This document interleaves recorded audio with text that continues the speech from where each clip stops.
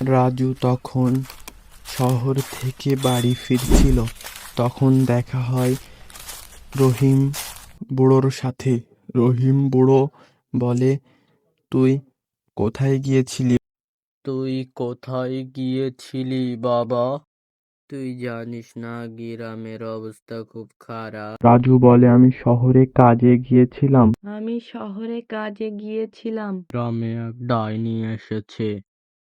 তখন রাজু ছুটতে ছুটতে যায় কানাই দাদার দোকানে ওর বন্ধু সোহাগকে খুঁজতে।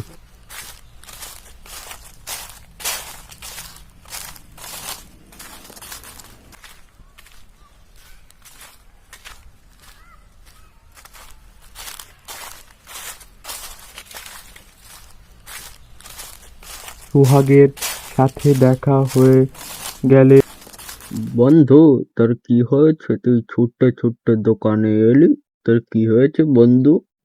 তখন রাজু বলে, সোহাগকে বলে, বন্ধু, গ্রামের অবস্থা কি? তখন রাজু বলে, গ্রামের অবস্থা খারাপ। তখন সোহাগ বলে, গ্রামে এক ডাইনি এসেছে। ডাইনির উৎপাতে কেউ ঘর থেকে বাইরে বেরোতে পারে না। সোহাগ বলে, ওসব ভূত বলে কিছু হয় না, আমি আজকে জঙ্গলে যাব। তখন সোহাগ বলে, রাজু, তুই জঙ্গলে যাস না। তখন রাজু জঙ্গলের দিকে চলে যেতে থাকে।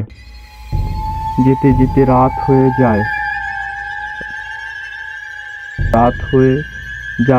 তখন দেখে রাজু এক ডাইনি গাছে ঝুলছে। তাই দেখে রাজু ভয়তে আত্মারাম খাঁচা ছাড়া হয়ে যায় রাজুর। রাজু তখন কি করবে বুঝতে পারে না। তখন ওর বন্ধু সোহাগ ওকে খুঁজতে জঙ্গলে যায়। তখন জঙ্গলে গিয়ে দেখে সোহাগ ওর বন্ধু জঙ্গলে। রাজু, রাজু কোথায় গেলি তুই? ফিরে আয় রাজু। সোহাগ তখন ডাকতে ডাকতে রাজুকে খুঁজতে থাকে। তখন রাজুকে দেখতে পায় ডাইনির সামনে ভয়তে কাঁপছে ভয়ে। তখন রাজু ভয়তে ভয়তে করতে থাকে।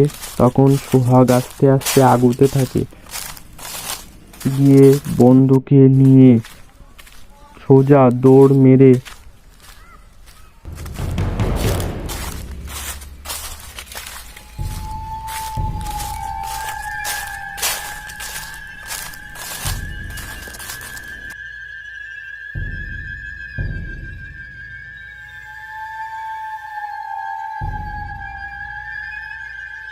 তাদের ঘরে ফিরে আসে। ঘরে ফিরে আসার পরে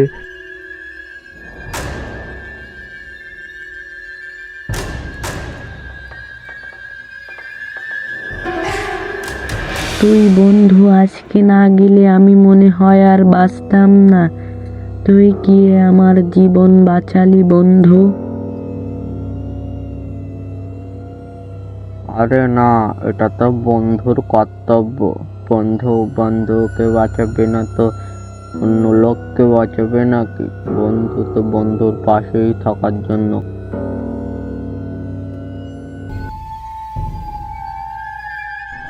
বন্ধু, তুই একটা বিয়ে করে নে। অনেকদিন বিয়ের দাওয়াত টাওয়াত খাই না, বিয়ের দাওয়াত খাবো।